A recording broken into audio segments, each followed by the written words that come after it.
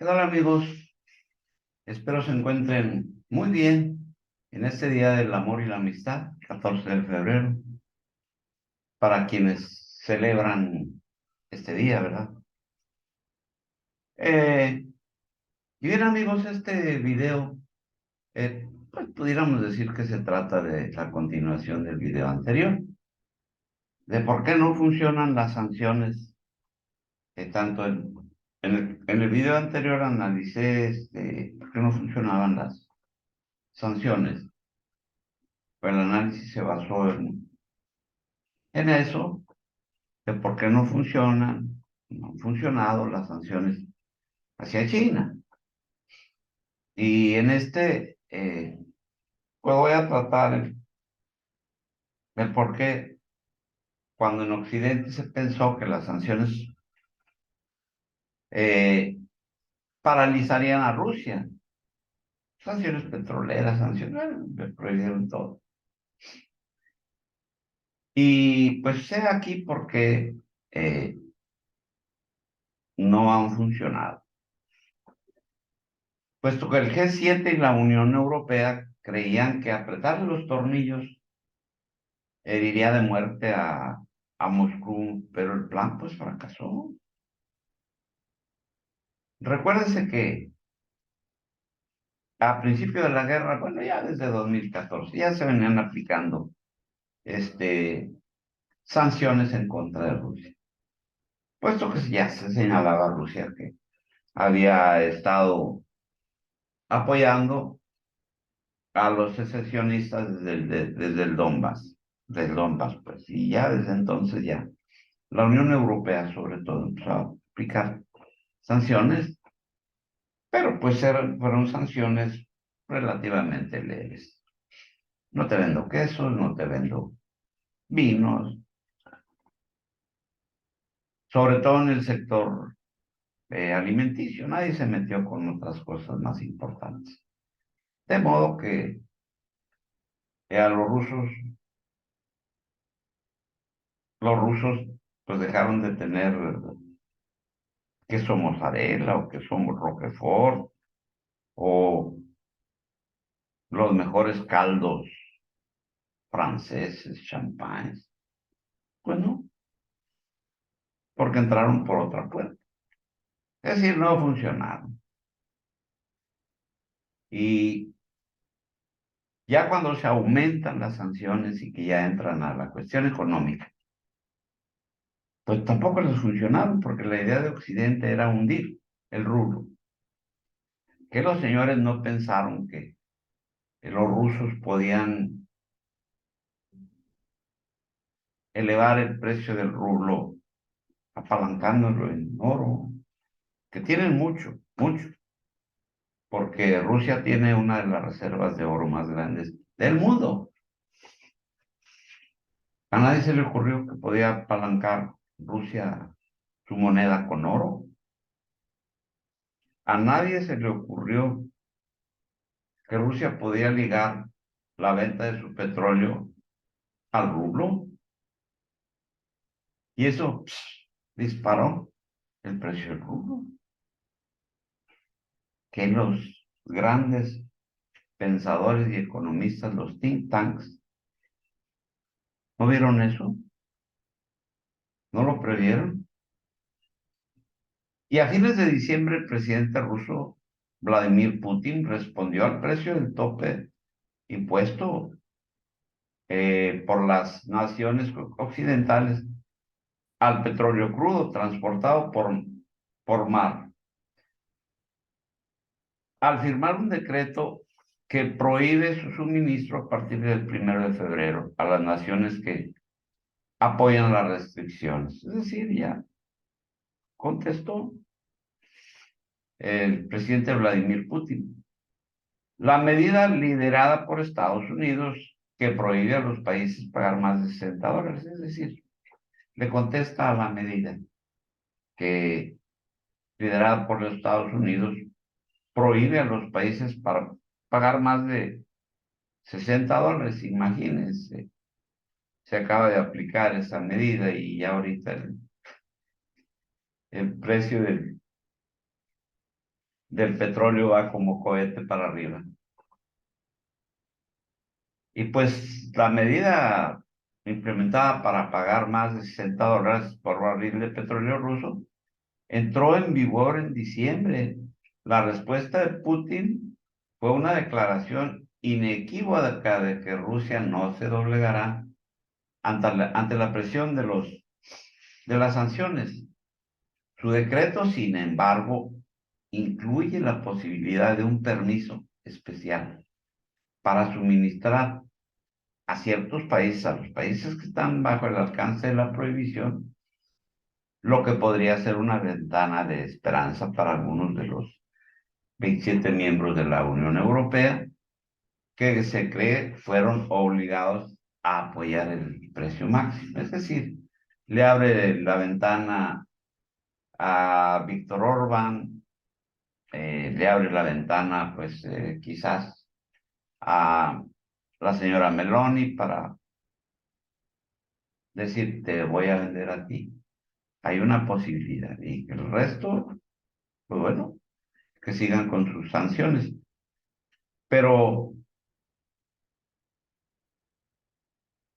eh, el intento acumulativo de Occidente de sofocar la economía rusa no ha tenido el efecto deseado hasta ahora, como muestra eh, como muestran las últimas cifras.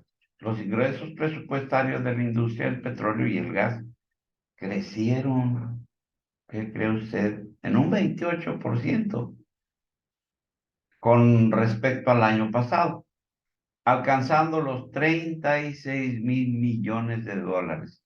La producción del petróleo en Rusia aumentó un 2% el año pasado, con respecto al año pasado, pasando de 535.000 millones de toneladas, quiero decir, mientras que las exportaciones de combustibles, es decir, combustóleos, gasóleos y ese tipo de, ¿cómo se le diría en términos petroleros, combustibles vírgenes? Aumentó.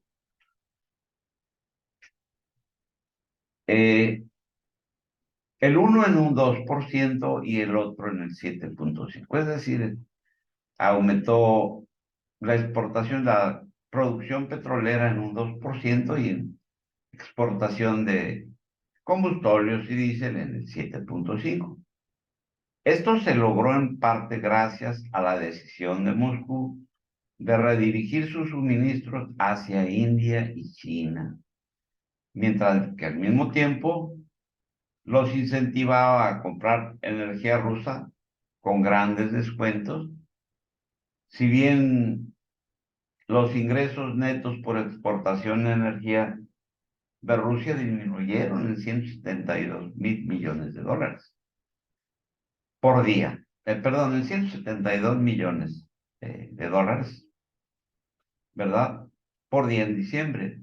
La cantidad de suministro a Beijing y Nueva Delhi aumentaron a un máximo histórico y la mayor parte de la disminución no provino de los ingresos por exportación de petróleo, sino de las exportaciones de gas natural por tubería.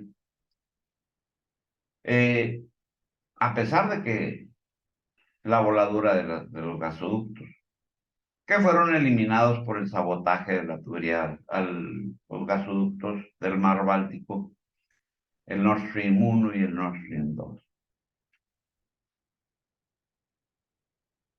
De modo que China importó la cantidad récord de gas natural licuado ruso en noviembre, 852.000 toneladas, el doble de la cantidad del año anterior. Según datos de la aduana china, la venta de petróleo crudo y carbón ruso también aumentaron. Es decir, lo que se restringió, lo que la Unión Europea, ojo, la Unión Europea, no los Estados Unidos. Ahorita vamos a ver esa contradicción. ¿Y qué es lo que sucede? Pues todo lo que se dejó de exportar a Europa se exportó a China y a la India. Y luego ahí viene de regreso, convertido en gasolina, diésel y otros productos, a un precio mucho más alto. Las compras totales de energía por parte de China, incluidos los productos derivados del petróleo, alcanzaron los 8.000 millones de dólares en noviembre, de los 7.800 millones de dólares un mes antes, lo que significa que Rusia superó la cantidad exportada y superó además pues ni más ni menos que a Arabia Saudita, el mayor productor de petróleo del mundo, para convertirse en el mayor proveedor de China. Y las importaciones de carbón de Rusia, incluidos el lignito, aumentaron en un 41% por parte de China. Es decir, a 7.2 millones de toneladas, de las cuales 2.1 millones de toneladas, el doble de la cantidad de hace un año. Eran carbón coquizable, carbón para la industria siderúrgica, es decir, hay mucha diferencia en el carbón para combustible y el carbón coquizable que se utiliza para la producción y, diríamos, la conversión del hierro dulce, para hacerlo acero. Y hay mucha diferencia de precio entre el carbón combustible y el carbón conquistable. De manera similar, India, que es el tercer mayor importador de crudo del mundo, compró una cantidad récord de petróleo ruso en diciembre, importando 33 veces más que el año anterior. Compró un promedio de 1.2 millones de barriles por día de Rusia. Y pues, señores, que no vieron que el petróleo se podía ir por otro lado. Se les ocurre la brillante idea de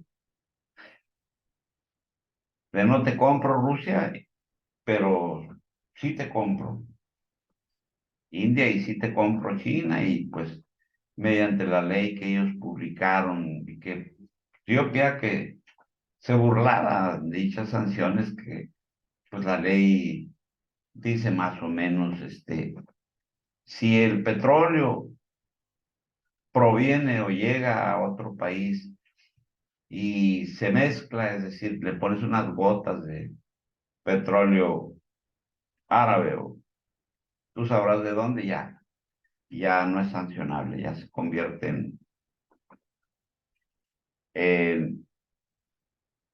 se puede importar. Y así, pues, la India y China están haciendo el gran negocio. Y Rusia, pues también, porque si bien es cierto que se redujeron las entradas por parte de la Unión Europea, pues por el lado de China e India, no solo se recuperó, sino se rebasaron los ingresos del año anterior, es decir, de 2022, al 0,2% de las compras petroleras de India, pues que provinieron de Rusia. Actualmente es más del 25% del total. Son cifras astronómicas. Eh, pues ahí donde pues viene la pregunta que no previeron eso. Curiosamente, Estados Unidos es el principal impulsor de estas medidas o travesuras, diríamos, del G7. Siempre ha sido un gran consumidor, ha sido un gran consumidor los Estados Unidos de productos rusos refinados, el llamado gasóleo virgen. Ahora Washington está comprando el gasóleo virgen de las refinerías indias administradas por Reliance Energy y Nayara Energy, cuya materia prima es el petróleo ruso. Es decir, los Estados Unidos está saltando pues todas las medidas que impuso el G7. ¿Cómo que te vamos a aplicar medidas para que nadie te compre tu petróleo crudo? Y por otra parte, estamos aumentando la compra del producto crudo ruso ya refinado. Eso no solo no ha afectado a las exportaciones, a las entradas de Rusia, de la economía de Rusia, no, la ha beneficiado.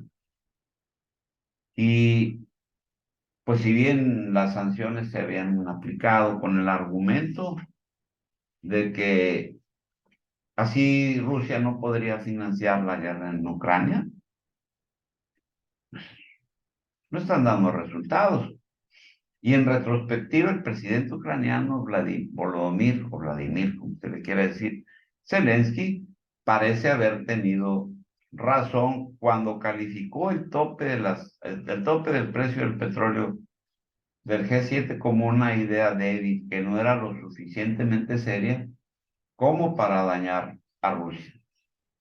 Y ahí, pues el señor Volodymyr Zelensky, bueno, le atinó por una vez en la vida.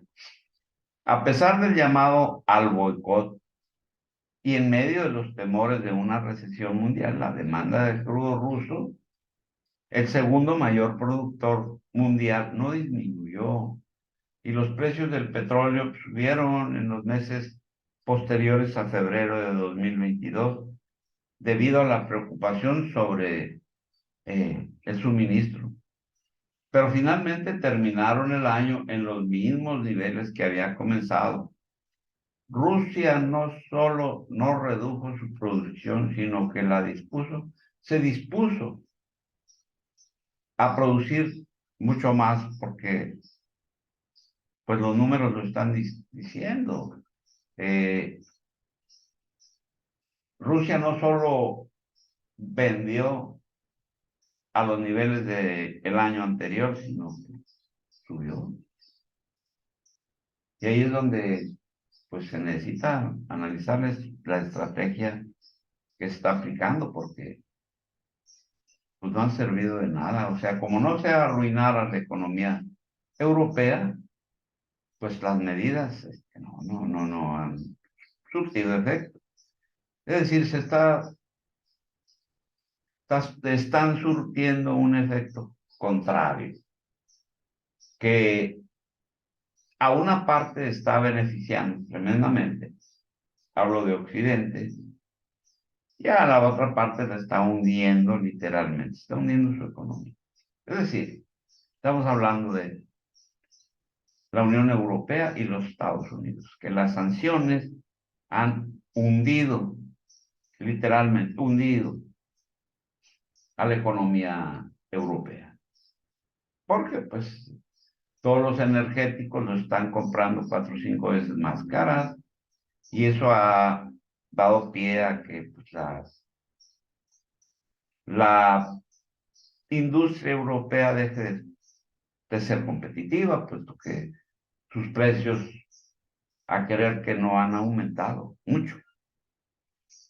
Por ejemplo, en el último día de negociaciones del año pasado, el precio al contado del petróleo crudo Brent, un punto de referencia mundial, cerró en $85 por barril, solo $7 más que el precio del 3 de enero de 2022. De manera similar, el precio al contado del West Texas Intermediate, el precio intermedio del WTI, o sea, del West Texas Intermediate, un precio también de referencia como el Brent para el petróleo crudo de los Estados Unidos, siguió el mismo patrón y terminó el año comercial a $4 por barril más que el de enero. Y el precio al contado del crudo Brent promedió $100 por barril al contado, con referencia al año pasado, y el precio al contado del West Texas Intermediate promedió los $95. Más sanciones, más dolor para quienes. ¿Quién se va a ver más afectado? Si visto está que las sanciones no solamente no han funcionado, sino han tenido el efecto contrario, ¿por qué seguir implementando eso? ¿Por qué seguir dándose más golpes en la cabeza? Y así el 5 de febrero entró en vigor la prohibición adicional de la Unión Europea sobre los productos derivados del petróleo ruso, especialmente pues del diésel, de los combustibles. Y al mismo tiempo el G7 instituyó un tope del precio de $100 en productos del petróleo premium, ¿verdad? La crema de la crema, como el diésel, y 45% en $45 el producto como el fuel oil. El objetivo declarado detrás de esa nueva sanción es el mismo: privar a Rusia de una de sus fuentes de ingresos más importantes, en un intento para sofocar pues, el conflicto de Ucrania. Y se mira pues todo lo contrario.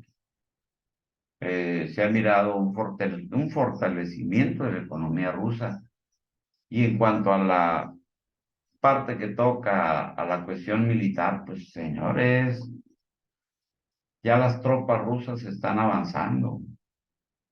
Y no se mira que le haya afectado en el presupuesto a Rusia estas sanciones, puesto que ahorita toda la industria militar de Rusia está que echa humo, está trabajando 24 horas los 7 días de la semana, y aun cuando decían que ya tenían carencias pues de misiles, sí, de todo tipo de artefactos para la guerra, pues ahora se está viendo, y por las mismas declaraciones que da, desafortunadas, por cierto, el señor Stoltenberg el día de ayer, en donde ya reconoce que lejos de haber sido afectada Rusia con las sanciones económicas y que no tuviera elementos de artillería y de todo tipo de artefactos, ahí reconoce el señor Stoltenberg, y si no, busquen nada más la entrevista que dio,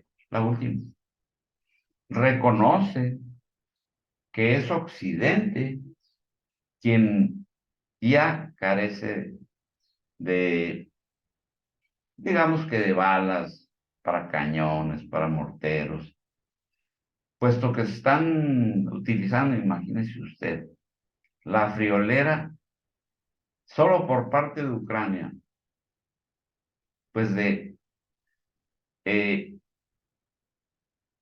pues ni más ni menos que de 1,500 disparos por día, es decir, 1,500 eh, proyectiles por día que se disparan, cuando la producción conjunta de la Unión Europea y de los Estados Unidos es de 5,000. Y pues ahí es donde se ve que en unos 4 o 5 días o 3, pues en Ucrania se disparan mucho más que lo que Occidente produce. ¿Por qué se está disparando tanto? Pues bueno, porque había reservas muy grandes pues de la época soviética, y por eso se disparaba tanto, pero ya ahorita esas reservas ya se están acabando, ya se acabaron. Y la medida pues también podría resultar más disruptiva para las naciones de Europa Occidental, que dependían de Rusia para aproximadamente el 40% de sus importaciones. de productos refinados.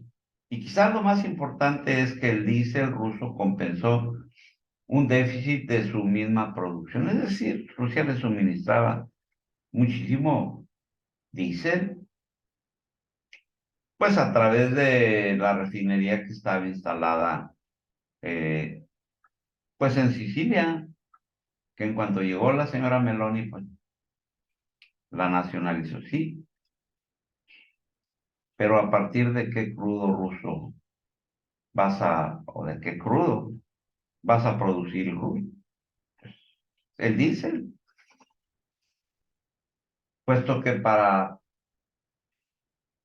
echar a funcionar una refinería, pues no es cosa fácil, especialmente si le cambias el tipo de crudo que estaba, eh, pues, utilizándose, que todos los fierros, todo estaba hecho o adaptado para producir combustibles a partir de un tipo de crudo y hacer la reconversión para poder producir el diésel, pues con crudo árabe, con crudo libio. Pues no, no es, no es tan fácil. Y ahora pues están teniendo que pues recibir el diésel, imagínese usted, pues traído desde la India, trasvasado por parte de petroleros, eh, precisamente enfrente de las costas españolas, en la zona de Ceuta y Melilla, en la cara de la Unión Europea. Y pues por supuesto pues las autoridades españolas han volteado para otro lado y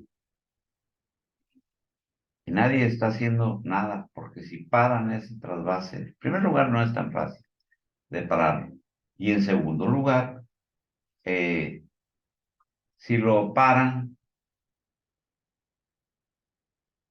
ellos mismos se quedan sin diésel. Y el diésel se utiliza principalmente para el transporte, ¿verdad? Para camiones, para el transporte de envíos masivos a los consumidores, para hacer funcionar la maquinaria agrícola, en fin, tantas cosas tanta maquinaria que funciona a base de diésel.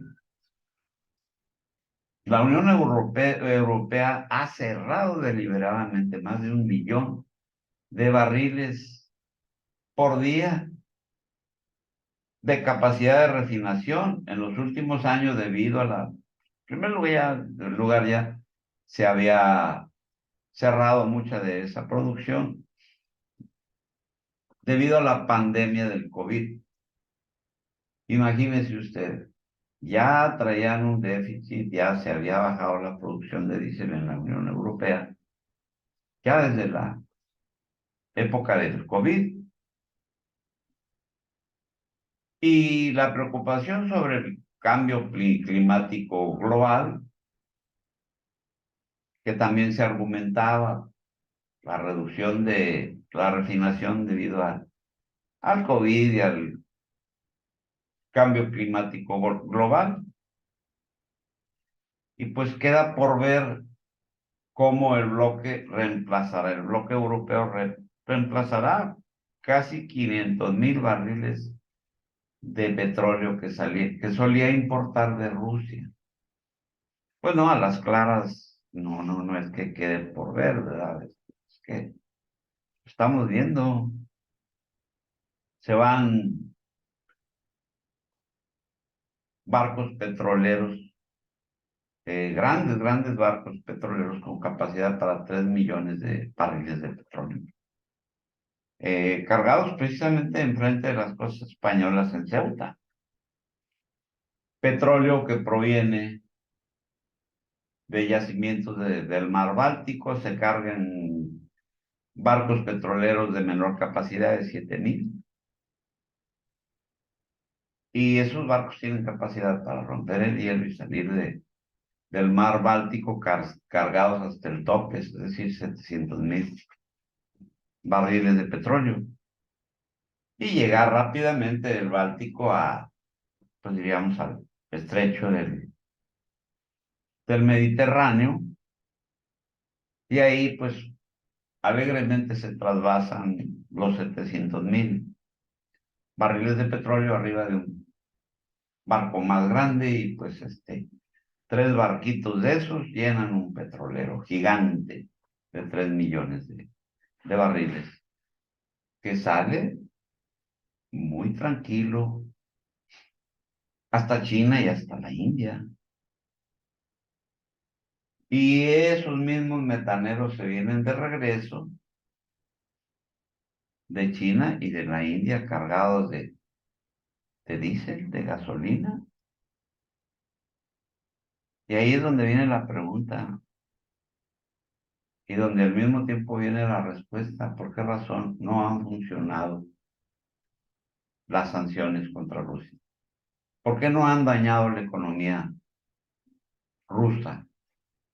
Que creían pues, que podían haber matado la economía con esas sanciones. Pues, ¿qué creen? Que el muerto goza de cabal salud. Es decir,